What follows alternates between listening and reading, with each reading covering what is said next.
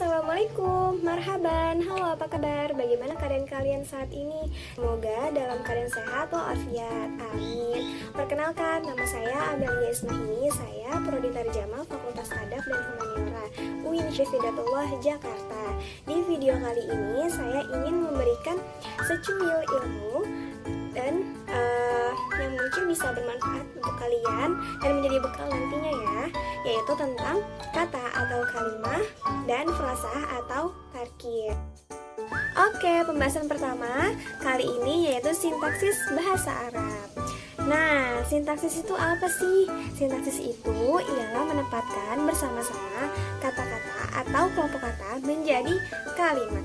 Nah, menurut dari Putrayasa 2008, ialah sintaksis itu cabang atau ilmu bahasa yang membicarakan seluk-beluk wacana, kalimat, klausa, dan frasa. Nah, menurut saya nih pribadi, ilmu tata kalimat yang menguraikan hubungan antar unsur bahasa untuk membentuk sebuah kalimat. Nah, jadi sintaksis itu tuh kayak semacam kalimat yang dari kelompok kata menjadi sebuah kalimat. Kalimatnya itu kalimat yang mudah dipahami. Contohnya yaitu seperti Sinta berangkat sekolah pukul 10 pagi. Nah, dari situ kan udah paham kan, udah maksudnya udah tahu kan kalau pesan Sinta itu dia berangkat sekolahnya yaitu pukul 10 pagi.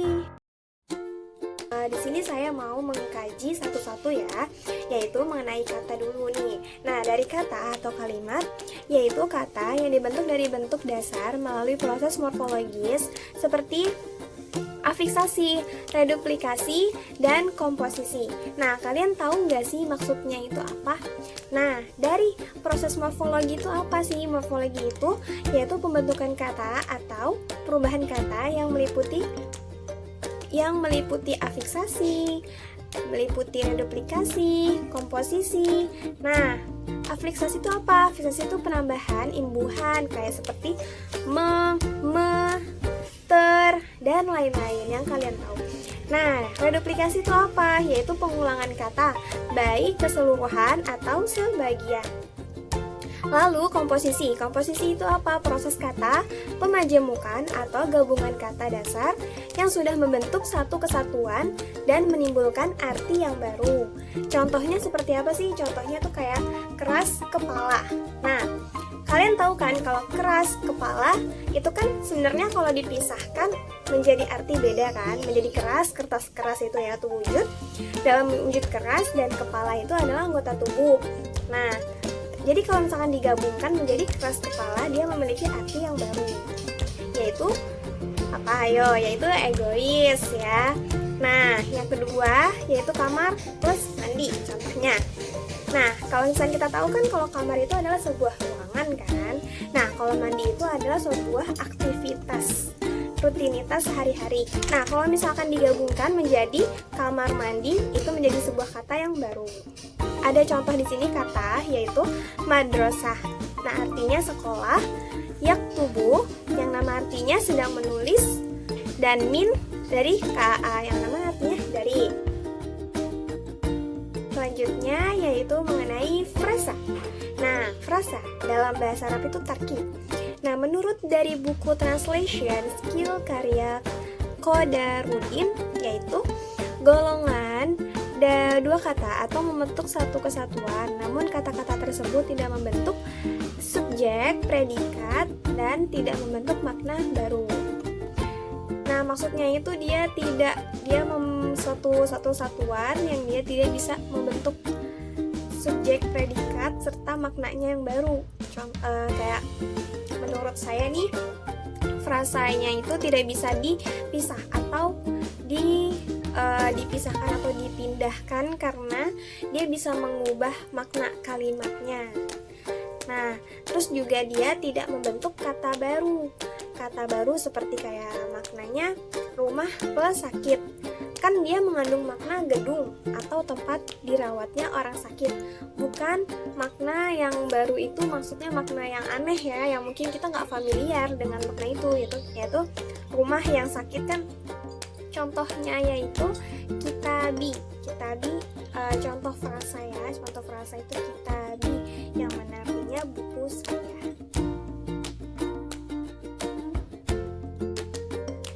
Oke, slide selanjutnya yaitu kita mengkaji kata.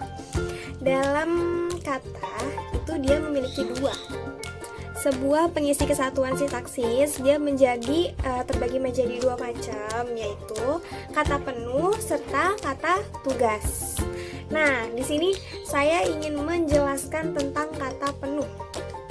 Oke, kata penuh itu ialah kata yang secara leksikal memiliki makna, mempunyai kemungkinan untuk mengalami proses morfologi, dan dia dapat berdiri sendiri dalam sebuah kosakata, terus berkategori nominal, verba, adjektif, kelas terbuka, adverbial, dan numeralia. Nah, maksud dari mengalami proses morfologi itu apa? Kayak waktu yang sebelum slide sebelumnya ya. Nah, itu mengenai kayak afiksasi, reduplikasi, dan komposisi gitu kan. Nah, dari kelas terbuka. Kelas terbuka itu maksudnya apa sih? Kelas yang beranggotakan dapat berubah atau bertambah dan berkurang sesuai dengan perkembangan sosial budaya. Contohnya itu seperti kelas verba, nomina, dan adjektif, yaitu kelas kayak kata benda, kata sifat, gitu kan. Nah, itu bisa berubah dong, itu bisa berubah kapanpun ya. Nah, contoh dari kata penuh itu apa sih? Nah, contohnya nih ada ya, contohnya yaitu nomina. Dari kata nomina kan di situ ada 5 ya, ada 5 yaitu nomina, verba, adjektiva, adverb, sama numeralia. Nah, nomina itu dalam bahasa Arabnya nih contoh seperti masjid. Masjid itu artinya kan tempat ibadah orang muslim. Nah, kalau misalkan verba yaitu kataba, yang artinya dia sudah menulis. Adjektif atau kata sifat yaitu kabir, yang artinya besar. Nah, adverb itu seperti kata keterangan. Nah, contohnya godan atau yang namanya artinya besok. Yang selanjutnya yang kelima yang terakhir yaitu numeralia. Numeralia yaitu kata bilangan. Kata bilangan yaitu contohnya mi'ah, yang mana artinya 100. Tugas. Kata tugas itu adalah kata yang tidak mempunyai makna leksikal, tidak mengalami proses morfologi, kelas yang tertutup, dan tidak dapat berdiri sendiri. Ini kebalikan dari kata penuh ya. Jadi dia tidak mempunyai makna leksikal kayak tadi yang sudah dijelaskan sebelumnya, dan dia tidak mengalami morfologi seperti afiksasi, reduplikasi, dan komposisi.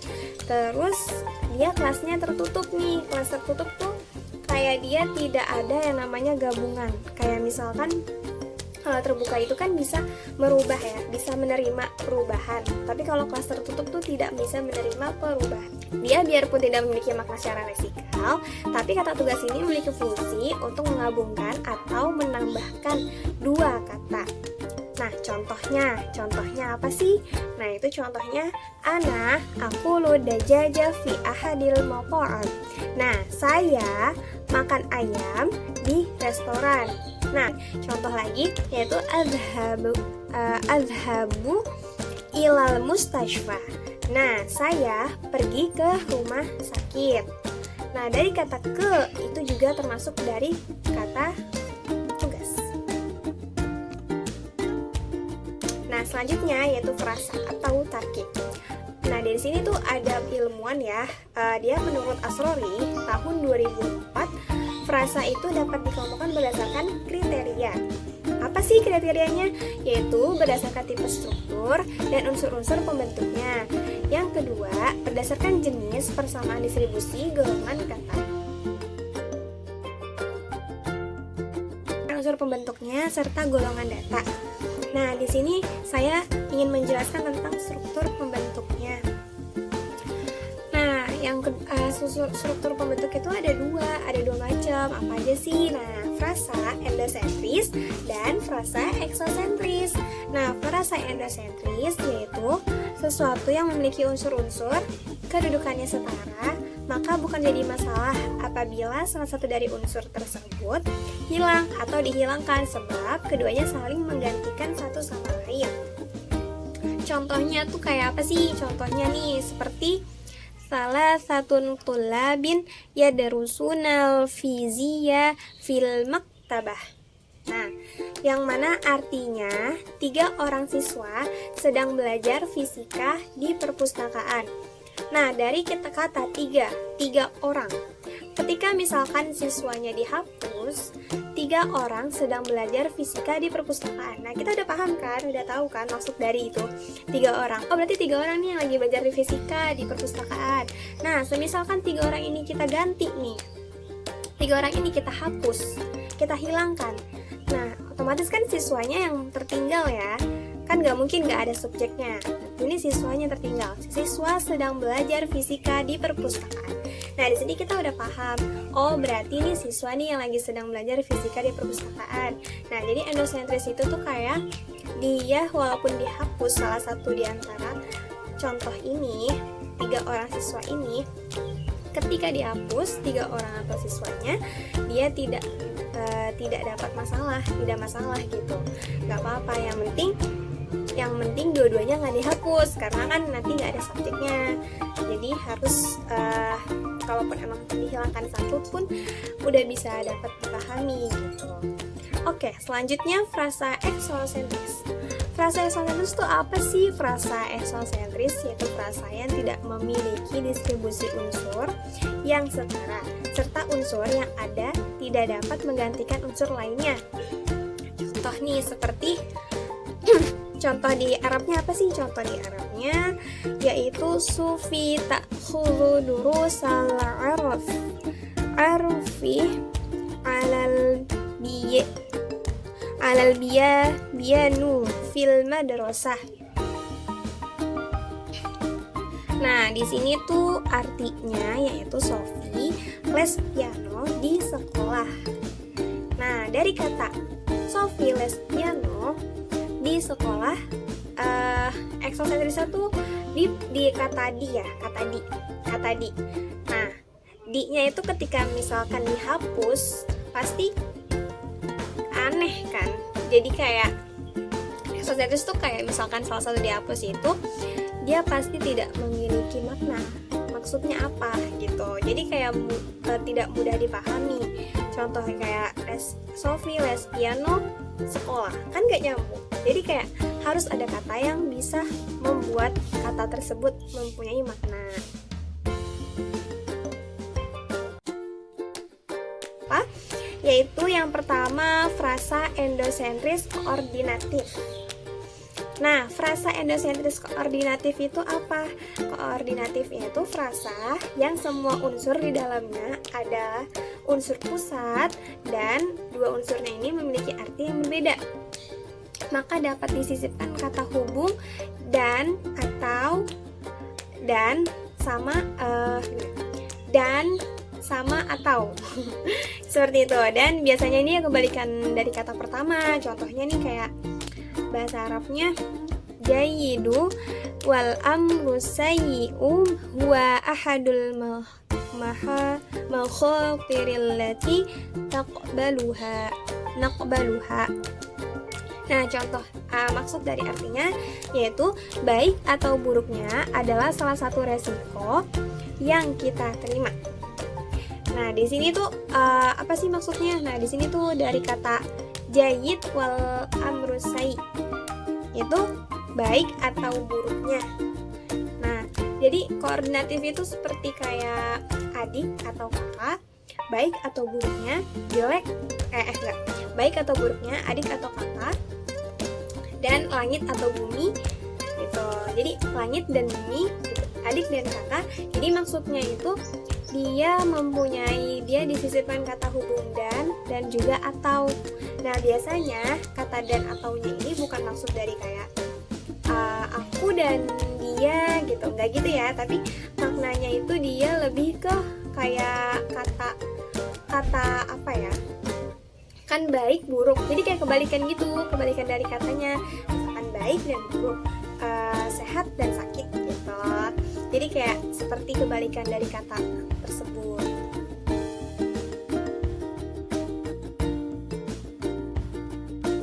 Selanjutnya yaitu frasa endosentris atribut.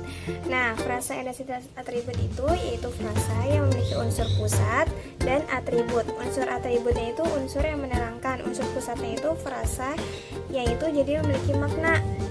Nah, di sini maksudnya itu frasa yang memiliki unsur pusat dan atribut itu kalimatnya seperti intikhabin wa sayyitim taslimi qiyadati majlisi tulaba li jami'il mudarisi fi waqti wahda.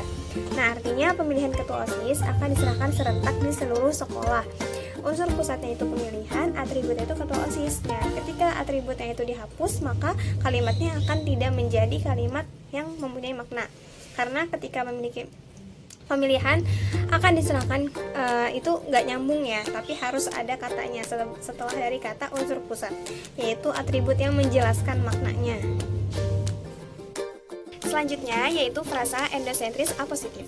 Nah, apa itu apositif? Yaitu memiliki aposisi atau unsur penjelas si unsur pusat. Dalam kalimatnya itu seperti as-sayyidu Abdul Muallim jadi fi madrasatina. Nah, artinya yaitu Pak Abdul guru baru di sekolah kami. Nah, contoh dari kata unsur pusatnya itu Pak Abdul, guru barunya yaitu aposisi. Jadi ketika semisalkan gak ada aposisinya, semisalkan tidak ada aposisinya, maka menjadi suatu hal yang tidak memiliki makna. Maksudnya itu Pak Abdul si aposisinya itu unsur penjelas. Maksudnya kayak semisalkan dia di kata aposisinya itu si kata guru baru itu menjelaskan secara detail.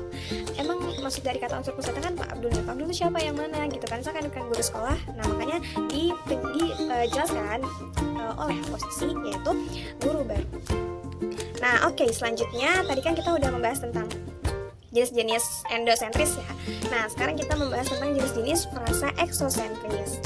Yang pertama yaitu frasa eksosentris direktif. Nah, direktif ini yaitu frasa yang terdiri dari gabungan preposisi dan nomina. Contohnya dalam kalimat bahasa Arabnya yaitu kanat nani tatasawwaqu lil taufi sauq. Nah, yang artinya Nani baru saja berbelanja di pasar. Dari kata contoh lagi yaitu wasur'an ma'adal abu ilal manzili minal amal. Contohnya yaitu sebentar lagi ayah pulang dari kantor. Dari kata preposisinya dan nominanya yaitu di. Preposisinya di, nah nominanya itu pasar. Dan contoh bawahnya yaitu preposisinya dari dan nominanya kantor. Selanjutnya yaitu frasa eksosentris non-direktif. Non-direktif itu yaitu unsur pertamanya adalah kata sebutan, misalnya si, sang, para, atau kaum. Nah, contohnya itu apa? Wakana batala suki qad ghadara qaryah. Nah, artinya sang jagoan pasar itu sudah pergi meninggalkan desa. Satu lagi yaitu ibtasam di fi wahdah.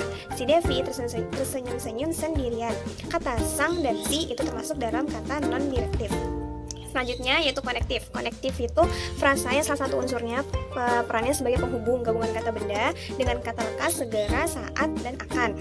Contoh dalam kalimatnya yaitu qalabat minka walidatuki an ta'uda ilal manzili fawran ba'dal hadath. Artinya ibu menyuruhmu segera pulang dari acara itu.